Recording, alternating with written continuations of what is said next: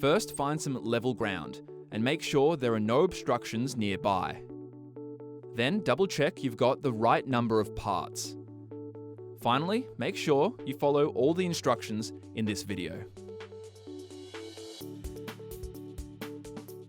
Take 2 curved poles and join them together. If holding up the poles is difficult, join the sections together on the ground. Continue until you have connected all the curved poles into 2s. Take one W-shaped pole, press the spring button and insert a straight pole into each end. Twist the straight poles until the spring button clicks again, locking the poles together. Continue until you have connected all straight and W-shaped poles. Take one completed W-shaped leg and insert the straight poles into the connections on the curved poles. Make sure that all spring locks engage. The buttons on the straight poles must be on the same side as the connection holes on the curved frame. Continue until you have all the legs attached to the frame. Lift 2 of the combined frame and leg sections and flip them so the legs are resting on the ground. Holding each section of the curved frame with one hand, join and tighten the 2 together very securely. Continue to join the curved frame sections together until you have completed the frame ring. Hook the springs into the frame's holes. Must hook the long end of the spring hooks into the frame and the short end into the mat.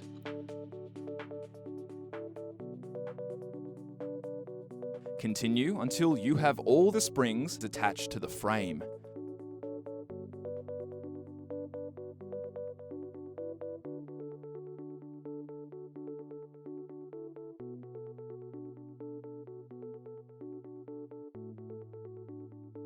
Lay out the jump mat in the middle of the frame.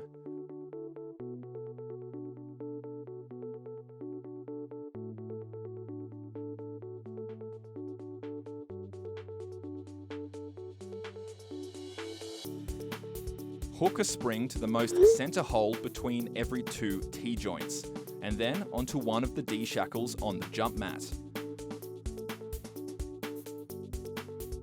There should be 10 D-shackles for the 8-foot, 8 D-shackles for the 10-foot, 9 D-shackles for the 12-foot, and 11 D-shackles for the 14-foot.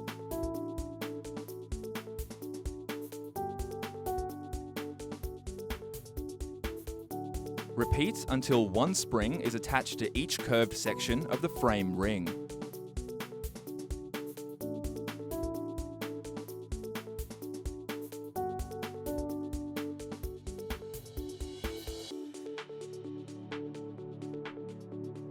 Lay the net onto the trampoline and find the seam to the left of the zipper doorway. Align the hole on the left of the seam's base with the first spring slot on the left of the joint.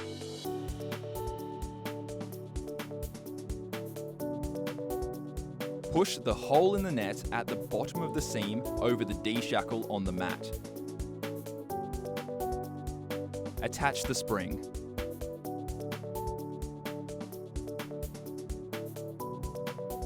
Work your way clockwise around the trampoline, pushing the holes in the net at the bottom of the seam over the D-shackles on the mat.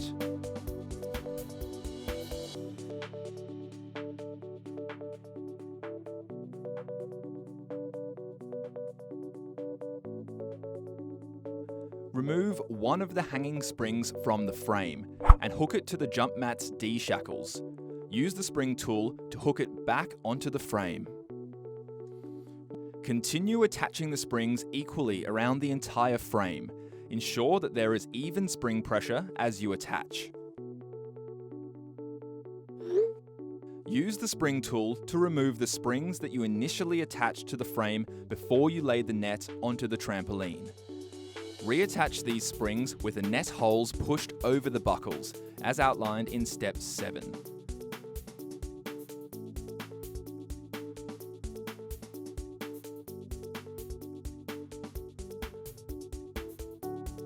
Place the pads on the frame of the trampoline.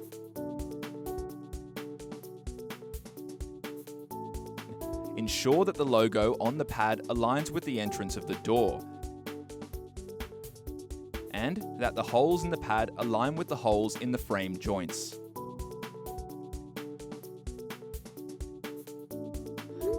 Find the closest spring to a safety padding loop, and using your spring tool, remove that spring from the frame. Feed the spring through the safety padding loop and reattach the spring to the frame. Repeat for each spring loop on the safety padding until it is secure. Tip: if you have purchased a skirt and want to install it, do so now. Follow your skirt instructions.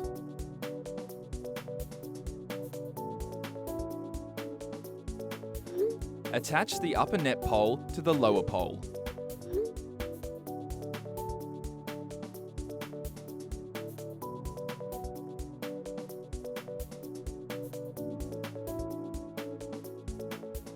Repeat for all net poles.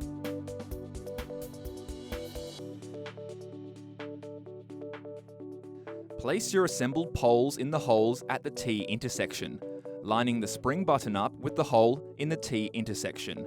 The net poles should now be secured to the frame. Work your way around the trampoline.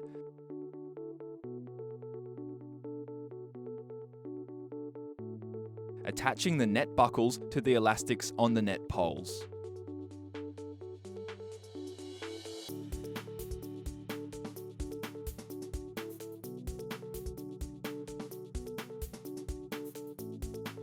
Congratulations! You have finished assembling your Vuly Classic trampoline.